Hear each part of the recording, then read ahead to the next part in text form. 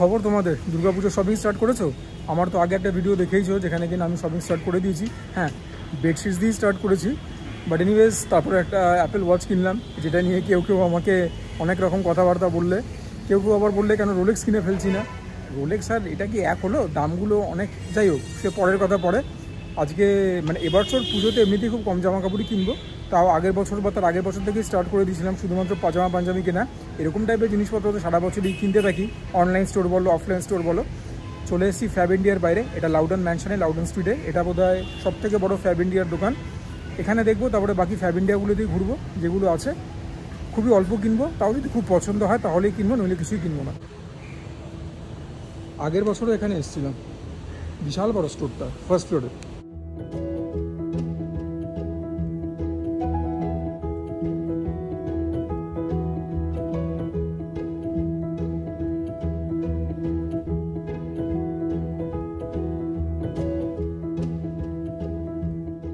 Fab India থেকে একটা পাঞ্জাবি তো নিলাম, কোনটা তোমরা গেস করে বলতে পারো। তবে এই যে বৃষ্টি, মানে সেপ্টেম্বর শেষ হতে চললো, এখনও বৃষ্টি ছাড়ছে না আমাদের পিছনে। মানে একটা নিম্নচাপ যায়, সেটা যেতে নিয়ে যেতে আরেকটা চালু হয়ে যায়। চুলের অবস্থা বাদ দাও, বৃষ্টি করছে প্রচণ্ড নাজেহাল। তাও বৃষ্টি মাথায় নিয়ে চলে এলাম ফ্যাব ইন্ডিয়া হিন্দুস্তান পার্ক। জায়গাটা চেনা চেনা লাগছে, লর্ডস মোড়। এখানে শাড়ি দিয়ে কিছু বিরিয়ানির দোকান, স্ট্রিট বিরিয়ানি। বিরিয়ানি কিনে বাড়িতে নিয়ে গিয়ে খাবো। কয়েকদিন আগেও এসেছিলাম সুদীপা বিরিয়ানিতে, উনি হাত দেখাচ্ছেন দাদা, আজকে অন্য দোকান। এই হচ্ছে আমাদের সাহা বিরিয়ানির মাটন বিরিয়ানি, 180 টাকায় ফুল প্লেট। এখানে 1500 ml আছে, মানে 1.5 লিটার্স। 2 পিস মাটন গেছে, একটা আলু গেছে, ডিম নেই। এর বাইরে একটা এগ মাটন বিরিয়ানি হয়, সেটার দাম 140 টাকা। আর হাফ প্লেট মাটন বিরিয়ানিতে একটা আলু একটা মাটন, সেটার দাম হচ্ছে 100 টাকা। সেখানে রাইসের পরিমাণটা হাফ হয়ে যায়, মানে 750 ml থাকে। আমি এটাই নিলাম, আর তোমাদেরকে খেয়ে বলে দিচ্ছি কীরকম। সাউথ সিটি মলের এত কাছে, এত সস্তায় পরপর এগুলো 4-5খানা দোকান রয়েছে। অনিমা, সুদীপা থেকে আমি খেয়েছিলাম আজকে সাহা বিরিয়ানি। তবে সুদীপা বিরিয়ানি আর সাহা বিরিয়ানির মধ্যে একটা স্টার্ক ডিফারেন্স আছে। প্রথম কথা হচ্ছে, সুদীপা বিরিয়ানিতে সাহা বিরিয়ানির মতো তো ভিড় নেই, কিন্তু সুদীপা বিরিয়ানির মালিকের ব্যবহারটা বড় মিষ্টি। সাহা বিরিয়ানিতে একটা কীরকম যেন একটা, কী বলবো, মানে দে আর আ লিটল বিট ইম্পোলাইট, ঠিক আছে? অভদ্র বলছি না আউটরাইট, বাট একটুখানি ইম্পোলাইট তো রয়েছেই। ক্যাশ এবং ইউপিআই দুটোই অ্যাকসেপ্ট করে, কিন্তু ইউপিআই পেমেন্ট কিছুদিন নিতে চাইছিল না। আমি জোর করে ইউপিআইতেই পেমেন্ট করেছি। বিল তো দিচ্ছে না, মানে বুঝে দেখো একবার ব্যাপার। কলকাতা স্টাইল বিরিয়ানি, এই হচ্ছে বিরিয়ানির রং। এবারে তো খাওয়া স্টার্ট করতেই হবে। 2খানা মাটনের পিস দিয়েছে, তো দাম অনুযায়ী তো মানে বিশাল একটা প্রাপ্তি। এই একটা পিস বললো তো দুটোই রানের পিস, আমি একটাও নার্লি পিস রিকোয়েস্ট করেছিলাম, না কোনো মতেই নার্লি পিস তো দেয়নি, বললো একটা নার্লি পিস দিয়েছে। যাই হোক, তুলে রাখি এখন সাইডে। আর আলু দিয়েছে একখানা, আলুটার মোটামুটি ডিসেন্ট সাইজ। আর এই হচ্ছে আমাদের বিরিয়ানি, ঝরঝরে লং গ্রেন রাইস, যেরকম হওয়ার কথা কলকাতা বিরিয়ানিতে। খুব একটা উগ্র গন্ধ তো এখনও পাচ্ছি না, বেরেস্তা অল্প অল্প দেওয়া রয়েছে। এখন প্রথম গ্লাসটা না নিলে আর পারছি না, অনেকক্ষণ খালি পেট রয়েছে। রাইট অফ দ্য ব্যাট আমার যতদূর মনে পড়ছে সুদীপা বিরিয়ানির টেস্ট তার থেকে টেস্ট বেটার। নুনটা একদম ঠিকঠাক, একটুখানি ঝাল ঝাল ব্যাপার রয়েছে, জিভেও লাগছে, গলার পেছনে গিয়েও হিট করছে, যেটা কিনা আমার ব্যক্তিগতভাবে খুব পছন্দ।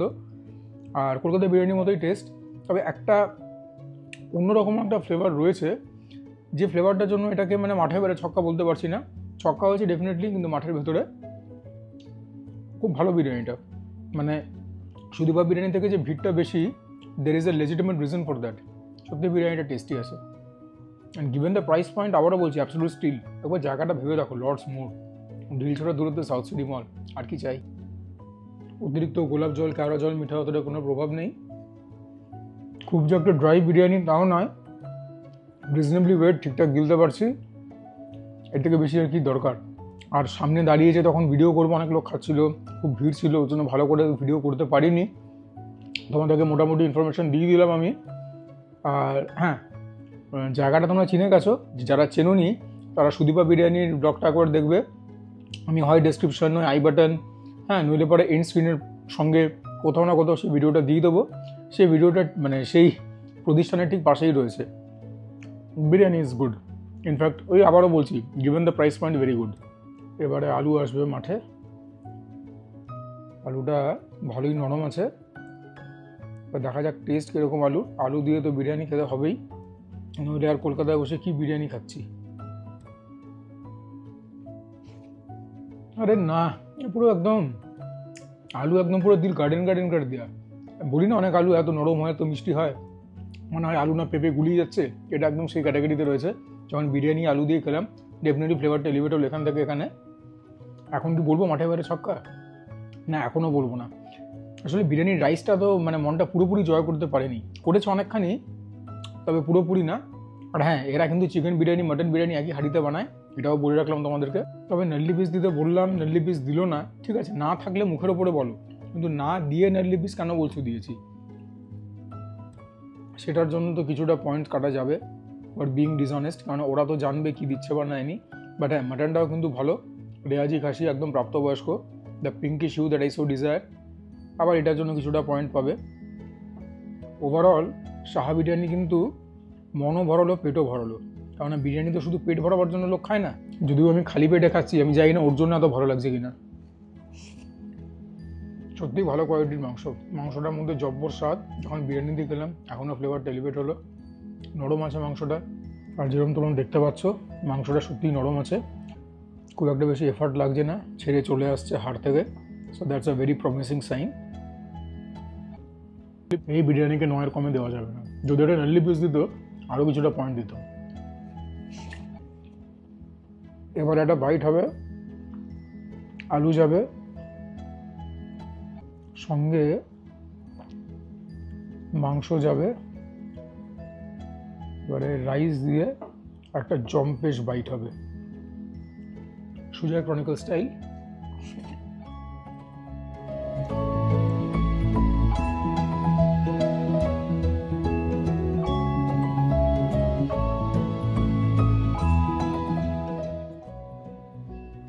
এটা হচ্ছে মাটনের সেকেন্ড পিস,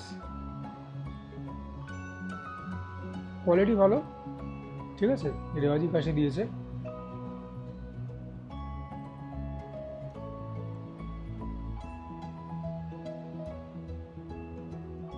ফ্যাট আর মাংস একদম মিলেমিশে রয়েছে,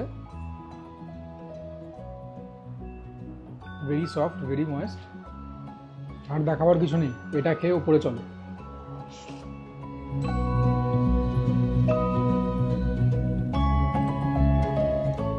বিরিয়ানি রেটিং দেখতে পেয়ে গেছো, রিভিউ আমার কাছ থেকে শুনে নিয়েছো। ভাতের কোয়ান্টিটি ঠিকঠাক ছিল, মাংস আলু মিলিয়ে।